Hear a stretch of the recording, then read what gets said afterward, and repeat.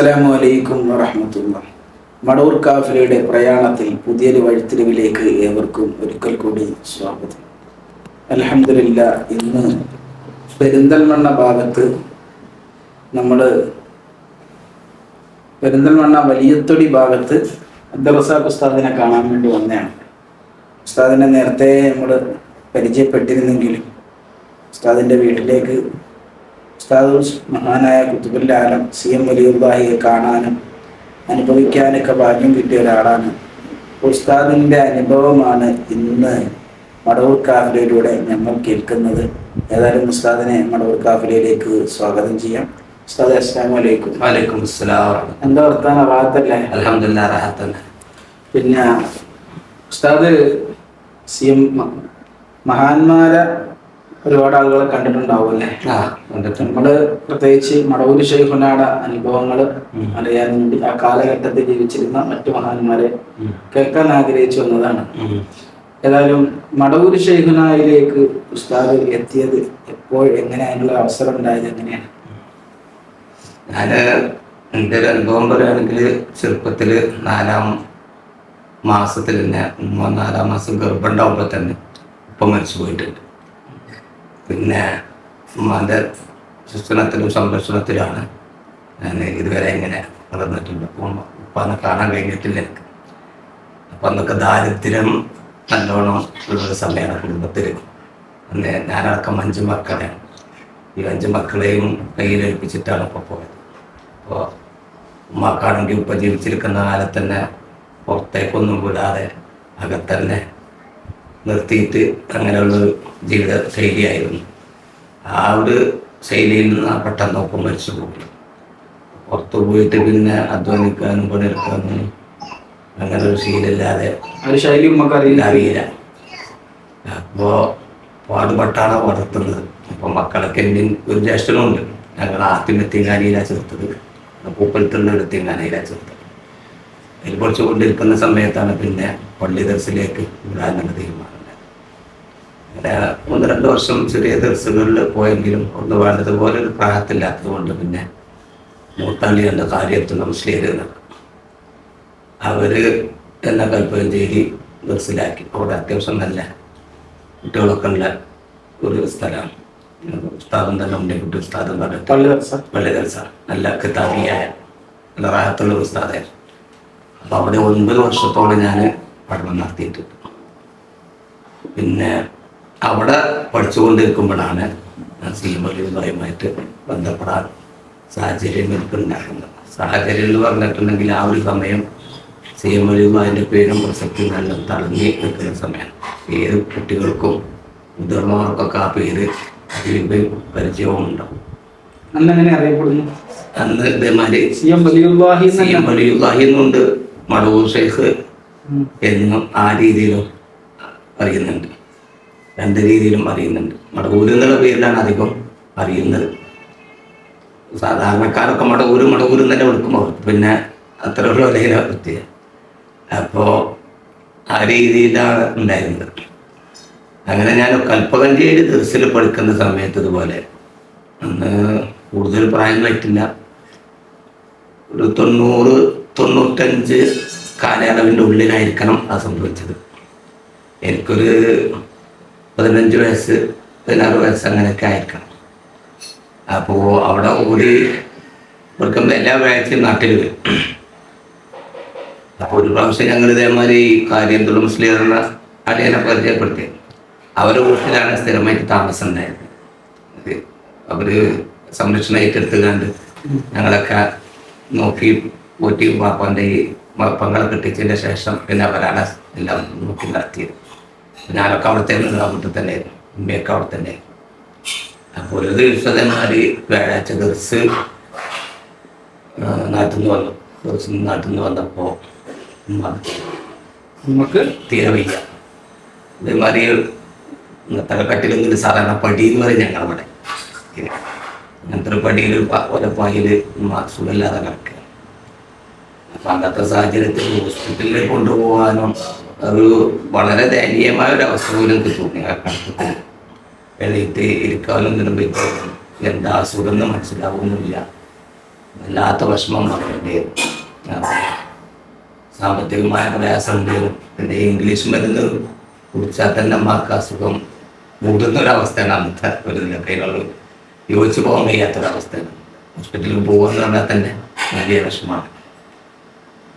അപ്പൊ അങ്ങനത്തെ ഒരു സാഹചര്യത്തിൽ ഈ അവസ്ഥ അങ്ങനെ കണ്ടപ്പോൾ എനിക്ക് വല്ലാത്ത ആശുപത്രി പോകാൻ സാമ്പത്തികമായ അന്നത്തെ വിഷയത്തിൽ ആശുപത്രി പോകാനുള്ള സാമ്പത്തിക പൈസ ഇല്ല, അങ്ങനത്തെ ഒരു പ്രയാസ സമയമാണെന്ന് പറഞ്ഞാൽ എന്റെ സാഹചര്യം പറയാലോ. അപ്പോൾ സാമ്പത്തികമായിട്ട് ശേഷിയില്ലാത്തതുകൊണ്ട് ഹോസ്പിറ്റലിലേക്ക് അന്നത്തെ കാലത്ത് പോകാൻ വളരെ പ്രയാസം. ഇത്രയും വിഷമത്തിലാണ് എന്ന് പറയേണ്ട ആവശ്യമില്ല, അങ്ങനെയാണല്ലോ. അപ്പോൾ ഈ ഒരു അവസ്ഥ കണ്ടപ്പോൾ എനിക്ക് വല്ലാത്ത ഒരു അവസ്ഥയായി. അപ്പോൾ ഞാനെന്ത് ചെയ്തു അന്നങ്ങനെ ആലോചിച്ചു. അപ്പോഴാണ് ഈ സീമലിയുബാൻ്റെ ഇത് നമ്മൾക്കങ്ങനെ അറിഞ്ഞിട്ടില്ല. അവിടെ പോയിട്ട് രോഗത്തിനെ സംബന്ധിച്ച് പറഞ്ഞാൽ അത് മാറിക്കോളും, അത് വേണ്ട, അത് ഞാൻ ശിഫയാക്കി എന്നൊക്കെ പറഞ്ഞാൽ അപ്പം തന്നെ രോഗം മാറും, അങ്ങനെ ഏത് പ്രയാസങ്ങളും മറന്ന് പെട്ടെന്ന് ശിഫയാക്കി കൊടുക്കും, മാറ്റി കൊടുക്കുന്നുണ്ട് എന്നുള്ളത് നമ്മളെ ഈ കുട്ടിക്കാലാണ്. മഹാന്മാർ ആ ഉന്നതമായ ദർജയും അവരുടെ മഹത്വങ്ങളൊന്നും പൂർണ്ണമായി മനസ്സിലാക്കാൻ കഴിഞ്ഞിട്ടില്ലെങ്കിലും മൗലിയാക്കൾക്ക് അങ്ങനെ ഒരു കഴിവുണ്ട് എന്നുള്ളതൊക്കെ നമുക്കിങ്ങനെ പഠിച്ച് വന്നിട്ടുണ്ട്. അപ്പോൾ ആ ഒരു സാഹചര്യത്തിൽ ഇതെനിക്ക് എൻ്റെ മനസ്സിലും വന്നു. CM ദർസിലൊക്കെ പല കുട്ടികളും പല വിഷയത്തിലൊക്കെ പോലും അവരനുഭവങ്ങളൊക്കെ പങ്കുവെക്കലുണ്ട്. അപ്പോൾ കൂടെ പഠിച്ചിരുന്നവർക്കൊക്കെ അനുഭവങ്ങൾ ഉണ്ടായിട്ടുണ്ട്. അപ്പോൾ ആ രീതിയിൽ എനിക്കിത് ഓർമ്മ വന്നപ്പോൾ ഞാനപ്പോൾ അന്നുണ്ടാക്കി അങ്ങോട്ട് പോകാമെന്നുള്ളത് തീരുമാനിച്ചു. അപ്പോൾ എവിടെ എന്താണെന്നൊന്നും അറിയില്ല. കോഴിക്കോട് ഇങ്ങനെ ഷെയ്ഖിൻ്റെ പള്ളിൻ്റെ അവിടെ തന്നെ അറിയും, അവിടെ അടുത്താണെന്നുള്ളത് അറിയാം.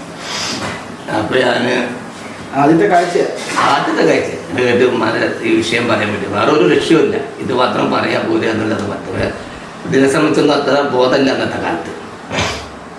അപ്പോൾ ഈ ലക്ഷ്യത്തിൽ ഞാനങ്ങനെ ബസ് കയറി കോഴിക്കോട്ട് പോയി.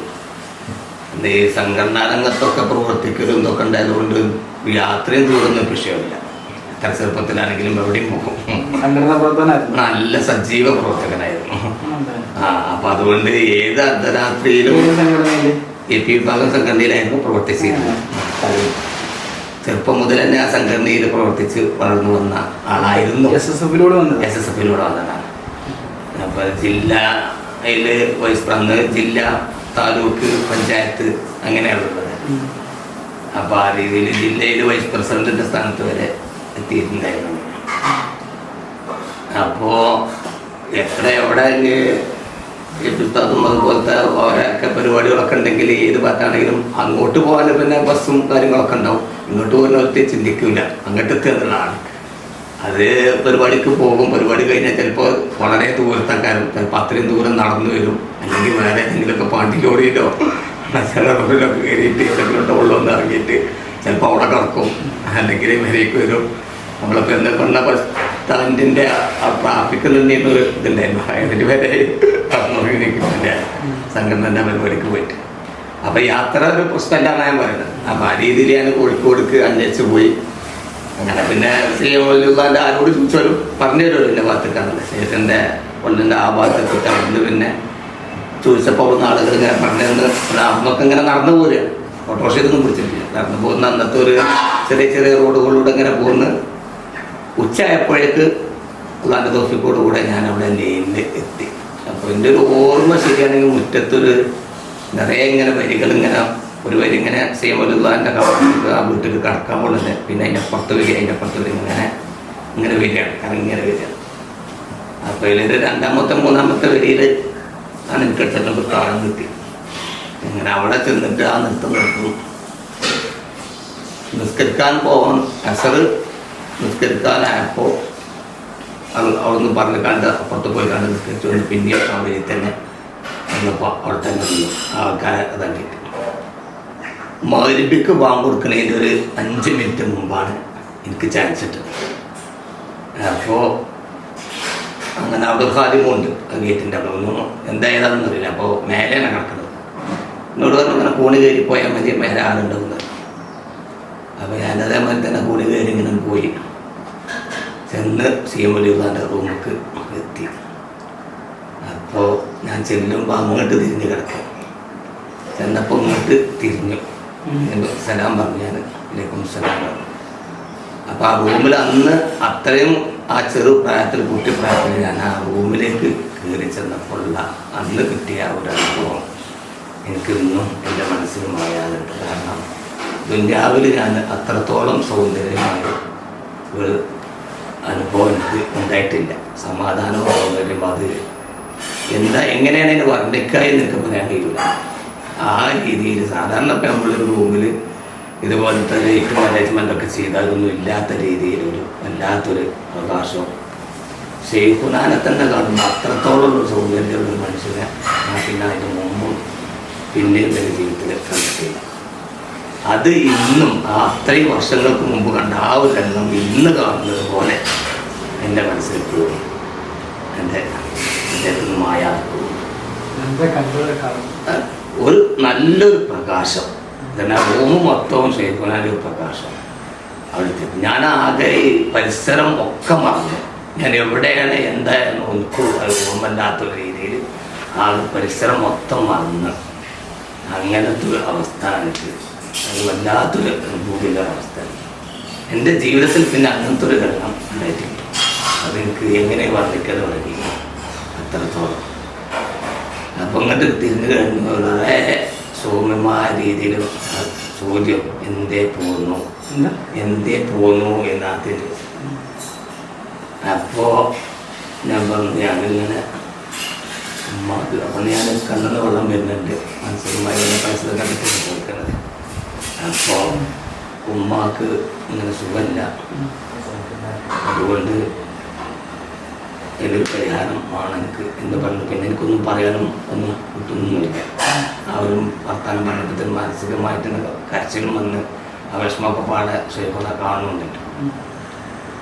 അപ്പോൾ ഷെയ്ഖുൻ എന്നോട് പറഞ്ഞു, ഉമ്മാൻ്റെ അസുഖമെല്ലാം മാറിയിട്ടുണ്ട്, സന്തോഷത്തോടെ സമാധാനത്തോടെ പൂർത്തിച്ച് എന്ന് പറഞ്ഞു. എല്ലാം മാറിയിട്ടുണ്ട്, സന്തോഷത്തോടെ സമാധാനത്തോടെ പോകുന്നു എന്ന് പറഞ്ഞു. അത് പറഞ്ഞപ്പോൾ തന്നെ എനിക്ക് മനസ്സിൽ പൂർണ്ണമായ നല്ലൊരു സമാധാനം കിട്ടുന്നു. പിന്നെ എനിക്കൊന്നും പിന്നെ ആഗ്രഹത്തിൻ്റെ കാര്യം മറ്റായിരിക്കുന്നുള്ളൊരു വളർച്ച എത്തിയിട്ടില്ല. ഈ ഒരു ലക്ഷ്യമുള്ള അത് ആ ഒരു വാക്കൽ പറഞ്ഞതോടുകൂടെ തന്നെ എനിക്കത് അപ്പം തന്നെ എൻ്റെ മനസ്സിൽ അത് മാറി എന്നുള്ള ഒരു ബോധ്യം എനിക്ക് തോന്നുന്നു. ഞാൻ അന്നിപ്പോൾ നമ്മൾ ചെറിയ എനിക്ക് കയ്യിലുണ്ടായിരുന്ന ഒരു ചെറിയൊരു സംഖ്യ ഉണ്ടായിരുന്നു, അവർക്ക് കൊടുക്കണം എന്നുള്ള രീതിയിൽ കയ്യിൽ വെച്ചിരുന്നു. പക്ഷെ അത് കൊടുക്കാൻ മറന്നു പോകുന്നു. ബസ് കയറുമ്പോഴാണ് ഞാൻ സേഫാക്കുന്നു കൊടുത്തില്ലോ എന്നുള്ളതൊക്കെ എനിക്ക് ഓർമ്മയായിരുന്നു. അപ്പം അത് മർപ്പിച്ചതാണോ അള്ളാഹുകാലം, ഏതായാലും അങ്ങനെ ഞാൻ പോകും. അങ്ങനെ ഞാൻ രാത്രി പിന്നെ KSRTC കയറിയിട്ട് അങ്ങാടിപ്പുറം അവിടെ വന്നിറങ്ങിയിട്ട് അങ്ങനെ ഞാൻ വീട്ടിലേക്ക് എത്തുന്നു. അപ്പോൾ വളരെ ആവശ്യമായി കട്ടിൽ വന്ന് എഴുന്നേക്കാൻ പോലും കഴിയാത്ത ഉമ്മ ഞാൻ വന്നപ്പോൾ എൻ്റെ ചെറിയ കുട്ടിനെടുത്ത് വീട്ടിൽ നടക്കാം. അങ്ങനെ പോകുമ്പോൾ വീട്ടിൽ എന്താ ഉമ്മ കിടന്ന കിടപ്പാല് കിടക്കുന്ന ഉമ്മ തിരിച്ചു വരുമ്പോൾ കുട്ടിനെടുത്ത് നടക്കും. ചിരിച്ചുകൊണ്ട് കണ്ടപ്പോൾ ചിരിച്ചിട്ട് വീട്ടിലാണ് പെങ്ങളുടെ വീട്ടിൽ നിന്നാണ് ഞാൻ പോയത്. അവിടെ ആളെ താമസമുള്ളത്, അവിടെ നിന്നാണ് പോയത്. അപ്പം അന്ന് ചെറിയ അന്നത്തെ ആ കുട്ടിയുടെ എനിക്ക് ഓർമ്മയില്ല ആ കുട്ടി നല്ലത്. അപ്പോൾ ആ കുട്ടീനെ എടുത്ത് ഏത് കുട്ടിയാണെന്ന് ഓർമ്മയില്ല, ഏത് കുട്ടിയാണെന്ന് ഓർമ്മയില്ല. അപ്പോൾ ഒരസുഖം ഉമ്മാക്ക് ഉണ്ടായി എന്നുള്ളത് പോലും തോന്നിപ്പിക്കാത്ത രീതിയിലാണ് പെരുമാറ്റം നടക്കണം. ചിരിച്ചിട്ടല്ല പേരേക്ക് സ്വീകരിച്ചത് തന്നെ. അപ്പം അങ്ങനെ ഒരു അസുഖം ഉണ്ടായതുപോലെ തന്നെ തോന്നിപ്പിക്കാത്ത രീതിയിൽ പൂർണ്ണമായ ആഗ്രഹത്തിൽ എഴുതിയിട്ട് നടക്കുകയാണ് ചെയ്യുന്നത്. ഒരസുഖം ഉണ്ടായിരുന്നു പോലും തോന്നില്ല. ആ രീതിയിൽ ഉമ്മടുത്ത് ചോദിച്ചില്ല ഉമ്മ എന്താ സംഭവം ഞാൻ പറഞ്ഞിട്ടില്ല പോയത്. പറഞ്ഞില്ല. അപ്പം ഞാൻ അവിടെ ചോദിച്ചപ്പോൾ ഉമ്മക്ക് തന്നെ പോയി. അവിടെ ഞാൻ അവിടെ വരിയിൽ നിന്ന് ആ സമയമായപ്പോഴത്തേക്ക് തന്നെ ഉമ്മക്ക് ശരിക്കും ശിപ്പം കിട്ടി. ആ സമയം നോക്കുമ്പോൾ അവിടെ എത്തിയാൽ തന്നെ നമ്മൾ ഈ വിഷമത്തിലല്ല വരിയിൽ നിൽക്കുന്നത്. അപ്പോൾ ആ വരിയിൽ ഏതാണ്ട് ഞാൻ നിന്ന് അവിടെ ചെന്ന് വരുന്ന ആ സമയമായപ്പോഴേക്ക് തന്നെ ഉമ്മാക്ക് ഉള്ളത് സലാമത്താക്കി. നമ്മുടെ സ്വന്തം അനുഭവമാണല്ലോ. ആ നമ്മുടെ സ്വന്തം അനുഭവമാണ് അത്. എത്രയും ചെറുപ്പത്തിൽ ഒന്ന് ഷെയ്ഖുനാൻ്റെ ഹലറത്തിലുള്ള ആ ഒരു അനുഭവം, ആ ഒരു കണ്ട അനുഭവം. രണ്ട് ഉമ്മാൻ്റെ ഇത്രയും ചെറുപ്പത്തിൽ ഉമ്മാക്ക്. പിന്നെ അതിന് ശേഷം സാധാരണ അപ്പുറം ഇവിടെ ഉണ്ട്. അപ്പോ ഇന്നും ആ ഉമ്മ ഇന്നും ഹയാത്തിലുണ്ടെന്ന് ഉണ്ട്. സാധാരണ വരുന്ന അസുഖങ്ങളും കാര്യങ്ങളൊക്കെ വരും. പ്രായത്തിനനുസരിച്ച് ഉമ്മ എത്രയോ അൽഹംദുലില്ലാ പ്രായത്തിലാണ്. കാരണം ഉമ്മാന്റെ പെൺമക്കള് വരെ ഉമ്മാനിലേറെ ക്ഷീണത്തിലാണ്. ഉമ്മാക്ക് ഇപ്പൊ ഈ കാലാവസ്ഥയുടെ പ്രശ്നങ്ങളോ അല്ലെങ്കിൽ സാധാരണ മാനസികമായിട്ടുള്ള എന്തെങ്കിലും പ്രയാസങ്ങളൊക്കെ വരുമ്പോൾ ഒരു താൽക്കാലികമായ കഴിഞ്ഞപ്പോൾ ഒരു പോയ 2-3 ദിവസം അങ്ങനെ എന്നല്ലാതെ ഇപ്പോൾ എൻ്റെ അഭിപ്രായത്തിൽ ഒരു 90 വയസ്സിൻ്റെ അടുത്തായിട്ടുണ്ടാവും. പക്ഷെ ഉമ്മ എല്ലാ ദൂരം നടക്കും എന്നതുപോലെ തന്നെ കാര്യങ്ങളൊക്കെ സ്വന്തമായി ചെയ്യും, എല്ലാം ചെയ്യും. ഷെയ്ഖുനാന്റെ മതത്തിൽ തന്നെ എൻ്റെ ഉമ്മ ജീവിച്ച അവിടുത്തെ ആക്രമണത്തിൻ്റെ സമയത്തും ഷെയ്ഖുനാന്റെ കണ്ണിലായിട്ട് കുടുംബം ആ കണ്ട ഭാഗ്യം പിന്നെ എന്നെ പിന്തുടർന്ന് ഈ കാലം വരെ ഉണ്ടായിട്ടുണ്ട്.